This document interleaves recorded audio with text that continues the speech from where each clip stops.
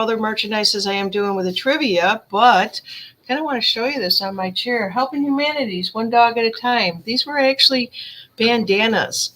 See how huge it is? It takes up the whole back of my chair, and at the bottom of it is my logo, so there's even more of it. I have this one left over of all the ones that I had. I can't remember. It was over 100 of them that I had printed up. So the printing company actually made a mistake. And so they just said, keep them, Janine. I said, no, I'm going to give these all away to my subscribers. And I had done that. And I just happened to find this one. It's a little wrinkled up because I have it on the back of my chair. But just a reminder, keeping the vibration of my fur babies. All right. And so where am I going to go with this? I'm actually going to be talking about, one of the viewers said, hey, why don't you do a trivia on dog rescues? I said, okay, this is fantastic. I can do this. That's near and dear to my heart, as everybody else's heart out there, along with the children. Hint, is that going to be the next trivia after this one? So stay tuned. At the end of this show, there will be a giveaway, a prize. I'm just going to tell you what the prize is, and then who knows how I'm going to actually do this towards the end. I kind of go with the flow and I make it up as I go. All right. So the first thing I do want to talk about is, Lassie. Let's talk about Lassie. A lot of you remember Lassie. It's kind of hard. It's kind of hard to remember, the age group that I know that I have a much older group here. So let me just kind of give you a visual. If you don't remember Lassie, there was a movie out there one time, and it was, hey, Timmy, hey, Lassie, is Timmy stuck in the well? That's where I'm going with this. Okay, and there's going to be a lot of other dogs that we're just talking about. It's just a beautiful thing to see. I'm just trying to see if you guys are interested in this kind of information, and please let me know. Please let me know your thoughts and the type of information that you're looking for from Turn the Page. So I do if you guys are the first time seeing me here, I do a lot of different things as far as, information that I provide to you. I talk about the current events, geopolitical. I talk about Hollywood, our fur babies, health and wellness, and just all the good stuff, how to remove the bad stuff and bring in the new stuff. I talk about energy, spiritual type of things in a non-religious way. So I hope that's giving you a good inkling of who I am and what it is I'd love to share with you. And in the meantime, I have fun with you guys. I do some trivia games, and just to, get you guys out of the mindset of the crazy world that we're living in right now. The inverted matrix mindset is what I call it. So going back to the Lassie, it's like, what's the matter, Lassie? Did Timmy fall down the well? For those old enough to remember the book, the film, the television series, Lassie was always on the spot to protect or save the families from danger. But the canines are not just stuff of fiction. In real life, dogs have been known to rescue humans under extraordinary circumstances, provide warning of danger, soothe and comfort, and perform challenging heroic tasks. You have your own story about how your dog was communicating with you, and that's what they do on another level. It's not through the barking, it's more through their actions. Please share that story with me. And I'm going to ask you to send me that story in this email here. If you can do that for me, I appreciate it, because I want to bring this stuff up on my channels and I want to share it with everyone. Before I get any further into my story here, I do happen to have a story myself where I had a German Shepherd mixed dog. My first dog. Well, I had one other as a child. We had one little puppy, small dog, didn't live very long. Unfortunately, got hit by a car. Broke my heart, never got over it. So when I got older, and my mother never really wanted pets. If you wanted a cat, it was a cat that came around, feral cat or something like that. I wasn't into cats. I was more into dogs. And so then when I always said to self, when you get older and you become an adult, you can have as many dogs as you want. And I've always started out with always having two, male and female, balance the energies. And then when I met my husband, we got three. And then we took in my mother-in-law's dog. We had four at one time. Now I'm down to three. And we got down to two when I recently lost some. But I had to go and get a puppy. And people are like, why are you getting a puppy at your age? And let me tell you this right now, this dog probably has made me more active in my retirement, more caring and compassion, has bring chaos to me. Sometimes I love it and other times I don't, just like anything else, even if you had kids, right? So we're going to be talking more about how these rescue dogs and what type of rescue dogs that they have out there. And I'll be showing you some videos in between all this, and I hope you enjoy it and let me know. So let's just set aside any beliefs that we may have about, certain dogs exhibit true bravery. That isn't the behavior of a dog or a specific breed. So my specific breed was a Heinz 57. It was a nickname that they called them, or people would refer to them as mutts. It was a German Shepherd mix. I wanted a great big German Shepherd moving out on my own for the very first time, right? And it turned out this dog never got more than 40 pounds. Big ears, great big ears. He had the German Shepherd ears, and I called him Duke. He's supposed to be a big dog. He's my Duke. Well, Duke was really overprotective of me, and that's when I first learned about training school. And it was so bad that nobody could come near me. He was overprotective. It's interesting, you guys, when you put your intentions out for something, it comes to fruition in ways that you can't imagine. So this dog, and I'm going to get back to the information about more of the rescue dogs. My dog's Duke. I moved into a townhouse, very small townhouse. My first time out on my own, my first investment in real estate. And there was a party going on in the townhouse next door. I didn't know this. I was asleep, and I got up, and it wasn't very late. It was still, probably right around midnight, 11 o'clock, midnight, something like that. And I go, and there's this 2-story townhouse, and I go up to head towards the stairs. And my dog wouldn't let me go down the stairs. He's blocking me. I went left, he went left, or he went right. I said, Duke, what are you doing? He was probably maybe a year old. And then as I took 2 or 3 steps, there was this little window that I could see out in the front of my house. And I happened to look down, and something caught my eye, of course, in the corner of my eye. And I see someone going in to my garage door, which was right next to the front door. All right. This is the garage really attached right to the front of the house. And I said, holy cow, what is going on there? And so I tried to take a couple steps more, and this dog was not about to let me go down the stairs. And I looked out the window again, and I saw the person come out of the garage. I said, what the hell is going on? Well, there's a party next door. And I knew the friends, and I knew the lady. She was much older than me and had, I think it was a teenage daughter who was still in high school. Well, the mother apparently went away, and the teenager decided she's going to have a party. And there were some friends, and this is the thing that I wasn't sure if they were confused about which house was the party. And first of all, I had my garage door open that I didn't realize that was open, or if they were going in there looking for something, smoking something. I have no idea. But all that I know is this German Shepherd saved me.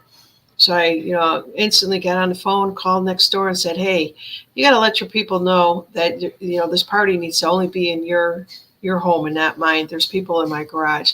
She apologized and, let me know that everything was cool. These were high school kids. I finally got down the stairs past Duke and locked everything up, double locked, checked everything.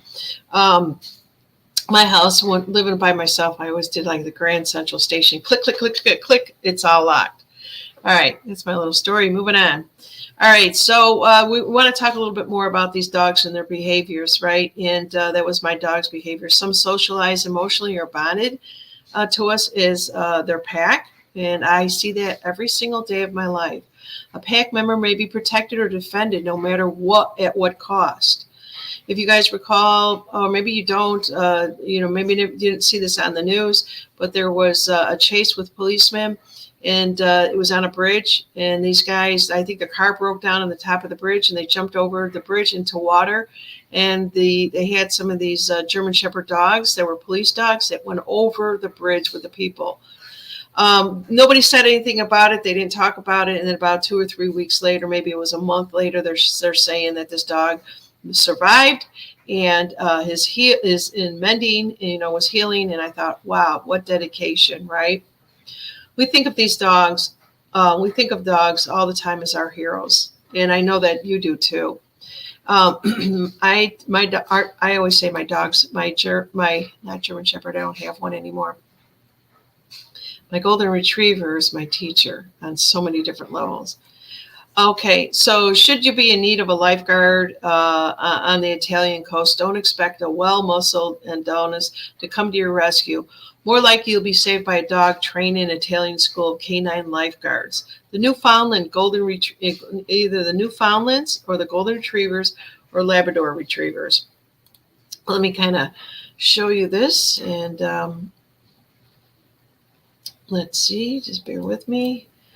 Some of the things I have to show you. Let's see here. All right, let me just cue this up.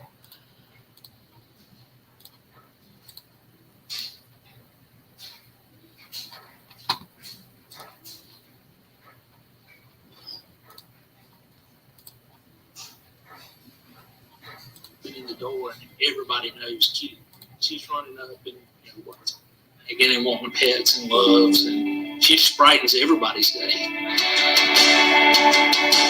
Everybody talks about the bond that a canine officer has. Before having one, I didn't understand it, but to me, she's not a dog.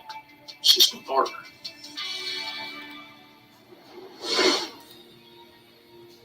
I've always been a dog lover. I've had dogs my whole life. I thought at one time about the canine unit, but it just, when I got into investigations, that's where I knew I needed to stay. Our unit is divided between internet crimes against children and computer forensics. I'm currently the sergeant over the unit. We get cyber tips from the National Center for Missing and Exploited Children for child sexual abuse material and do the investigations that lead us out to houses where individuals are viewing inappropriate material of children. I call them the angels in law enforcement that people are not aware that exist. We knew that the concept of an electronic detection canine needed to be on every search. I had heard briefly about the canine, the electronic detection, didn't know a whole lot about it, and I started doing some research on it and looking into it a little bit more and realized it would be a really good fit with our unit. I was connected with the ICAC unit, with the captain at that time, Sergeant Rainey, and we started communicating. I'm like, have you guys heard about this dog? And it sounds like something you need, and what can we do to place one in your agency? The money was raised to purchase Q. Tony and her staff have just done a tremendous job of recognizing the need that we didn't see. Come on. I traveled up to Indiana where I picked up Q. She jumped out of the crate and we just hit it off. We were best buddies.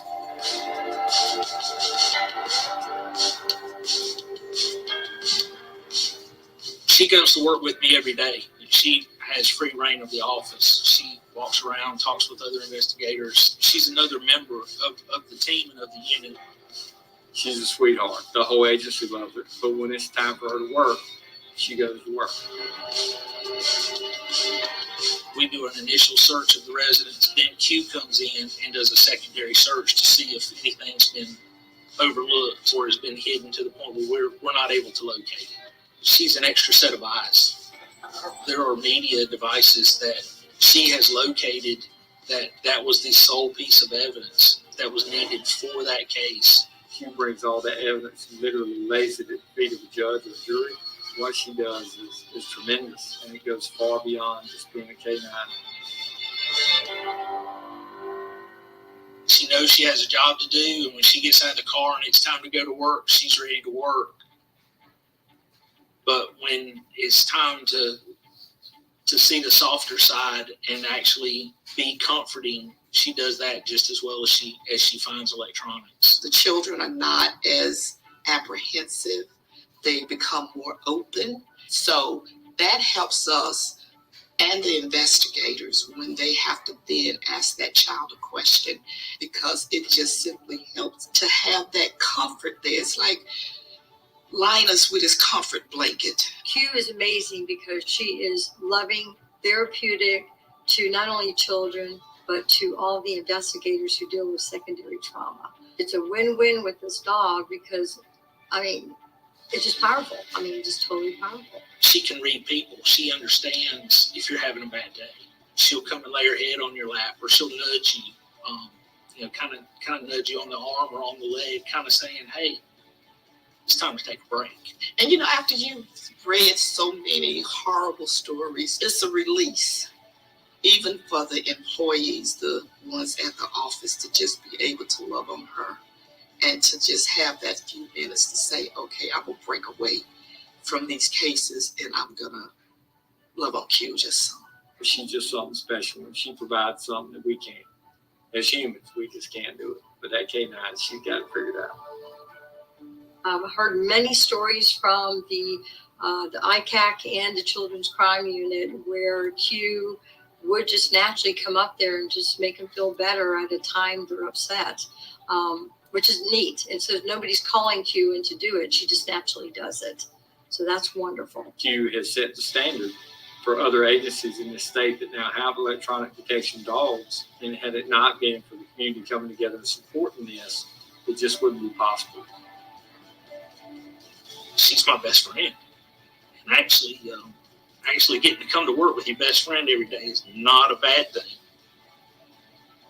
She's kind of the best of both worlds. She's kind of got a dual purpose, and to actually see her bring a smile to people's faces that has just been involved in some traumatic issue, take their mind off of what they're dealing with and what their trouble is. Just kind of see a little glimmer of a smile and know that she has brightened their day is absolutely amazing.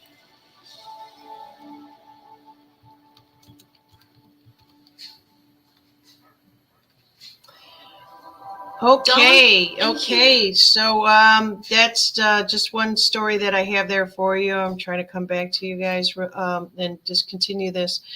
Let's see here. That's what I want. That's what I was looking for. All right, so let's continue the story here. And then there's going to be another couple of videos here that I want to show you. These things really touch my heart, and I hope they're doing the same thing for you. But did you catch the name of that dog? All right, hint here.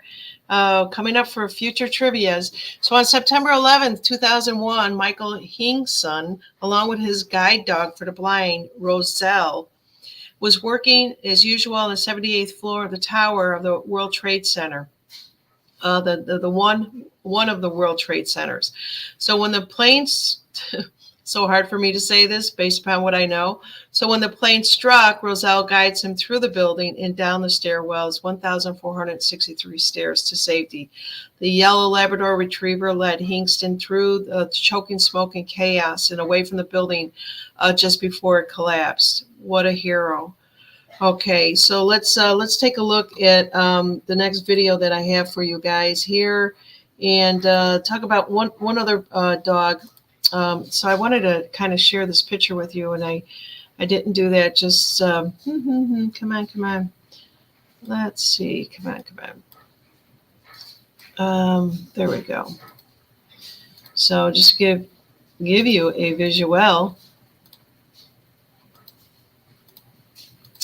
All right. So that's that is a German Shepherd leading a rescuer through the smoke there. All right, so the next one that I actually have for you guys is, let's see here. Let's just listen to this story here.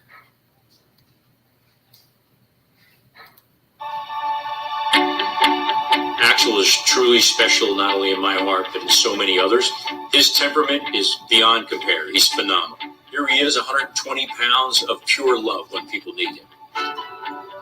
I had 27 years in the state police in New Jersey. I was part of the old adage of, hey, things happen, get over it. That's not true. You need time to communicate. You need time to think about what has occurred and the role that it may play with you as you continue on with life.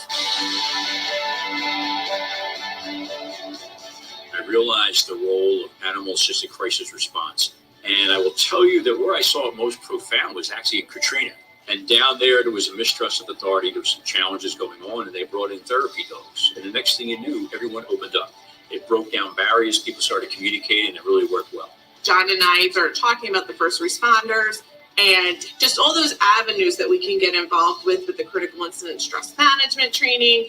And it just kind of all evolved into where we are today. Axel was trained since 8 weeks old from the obedience standpoint. We took him right into therapy. It was then we started taking him to hospitals and schools and local things that we like to call comfort visits. I'm an emergency room nurse, which is a really stressful job. And during the pandemic, things got really bad. It was hard to stay resilient.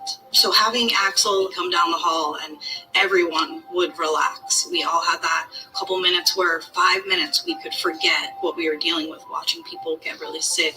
If you sit, he'll sit on your lap, apparently. You're asking for trouble. We work in such a high stress environment that when we have Axel, it can change your day around, and a patient could be having the worst day of their life, and Axel comes on the unit and things can change for them. This is Axel. Hi, Axel. He's a good boy. Oh, yeah. Just having him with you was the best source of calming that I've ever experienced. We had gone to the Champlain Towers collapse in Florida, and down there we met with the urban search and rescue people. They were the people who were entrusted to go in that pile, and it was a horror, it was horrific. And the people who would come off to the pile would come and see us, and they would take that time just for a respite to be with the canines. And this one individual said, "I don't want to interrupt you, but I want to thank you that just that short period of time you just afforded me with your dog allows me to go back to that unenvious task of trying to find people." Axel provides that moment, that bridge, where they start petting Axel, and all of a sudden they start to talk to the handlers. Axel is outstanding. You don't see behavior changes. He loves his job from the time he leaves his house to the time he gets home. And there was just no doubt in my mind that Axel, he was going to be deployed to Uvalde. They wanted us to interact with the public right away. We thankfully had brought 6 teams because literally we were put all over the place, whether it was some of the EMS people who had to respond, certainly some of the law enforcement, but mostly the community and the significant impact it on the community. Axel would mingle among the crowd, and after the first night, when they came to that town center, they were looking for Axel, and we would hear them yell out, "Axel, Axel," and they would all run over to see Axel. Axel brought that healing presence into the community, and I witnessed firsthand children who were traumatized in that school who were able to interact with Axel, start petting him, and then they would turn to us and tell us their stories of what happened. We had this one young boy who was in the classroom when the shootings occurred, and he would not talk at all, would not communicate at all. I gave the leash to the little boy, and I said, "You know what? Why don't you take him in and let him meet with some of the other little kids?" So he actually walked Axel in. So right away, as much as he wasn't talking, he had a responsibility. He had a position. He had a role. He had something that he himself was responsible for. And the next thing you know, the little boy's asking me questions about what other commands do I give him? What else can I do with him? The next thing you know, he's communicating all together. He just has those soulful eyes that'll just look at you, and it's like, you know, he's listening to you. He knows he may be bringing on whatever angst other people's have and take on the emotions of others. He looks for that. He wants that. He stays so calm, and he knows exactly, it seems like, who to pick to go to, who's hurting the most. He has like an innate ability to take on that energy. When we're feeling bad, he comes, and it's almost like we give him that, and he takes it away. It truly is remarkable what you can do for folks to try to help them through these most horrific times. It really is. And I'm glad I was able to do it. I just wish I would have been able to do it sooner in my life, to realize, be mature enough to realize the role that I could have, let alone working with a phenomenal animal like Axel and being able to achieve some of what we've been able to achieve in helping those people who need us the most.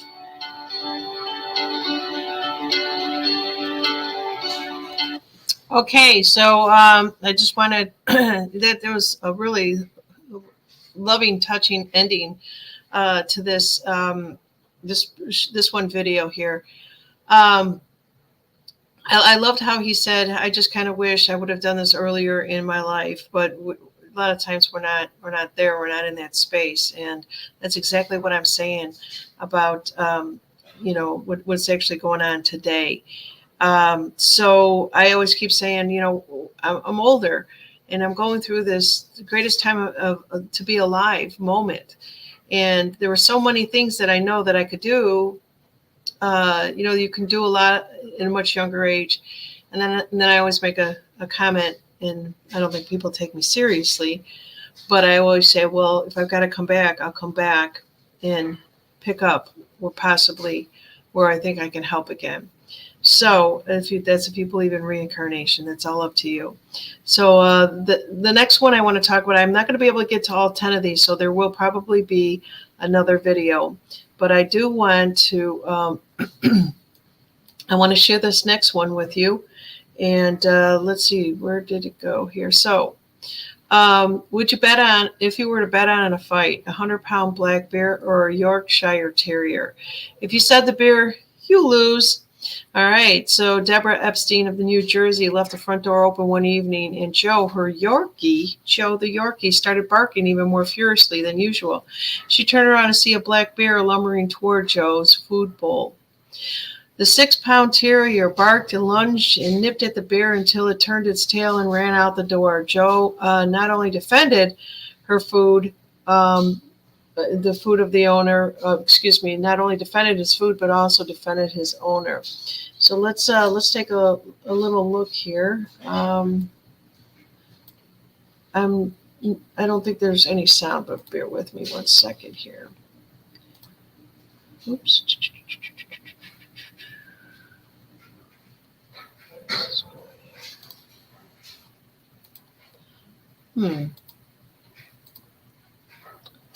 Oh, sorry about this. It's telling me that I'm sharing, but I don't see it with, okay, I got it. Guess I don't.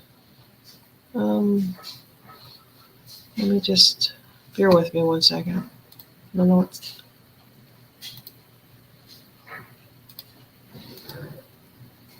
here we go. All right, so this is the Yorkshire Terrier. Let's just see if we got sound with this one. The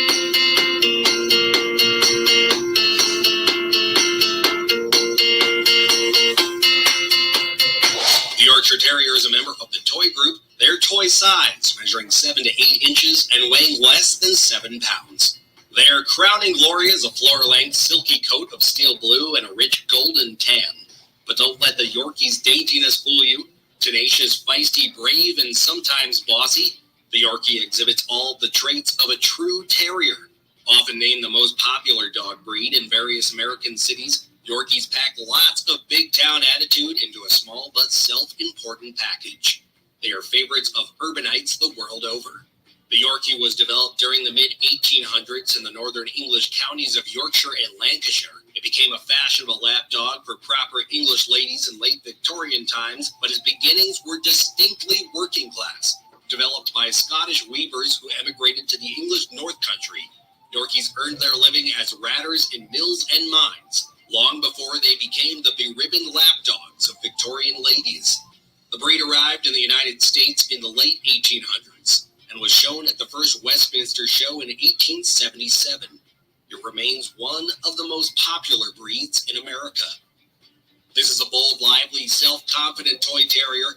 While Yorkies are responsible and trainable, owners should resist the urge to overlook unwanted behavior.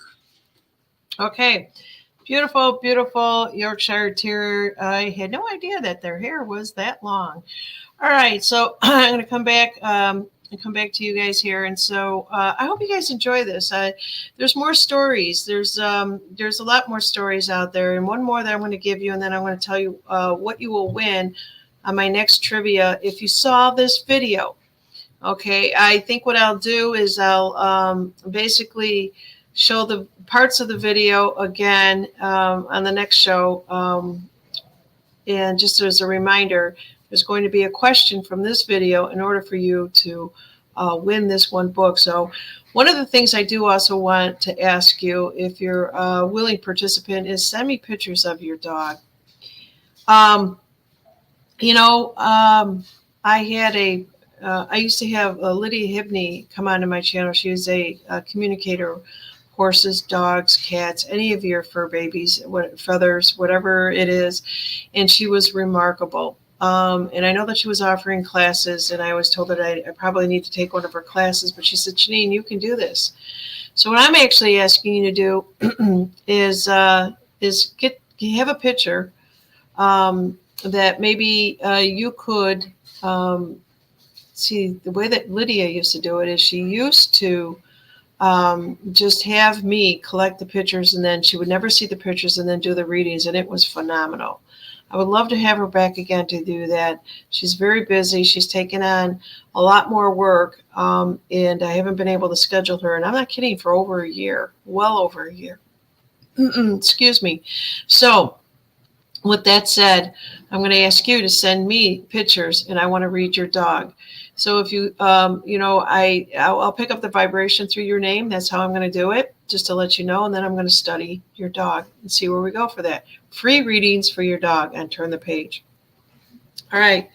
So with that said, I did happen to get a gift from Lydia a few months ago, and I found it a great book. It's called Beyond the Dog Massage.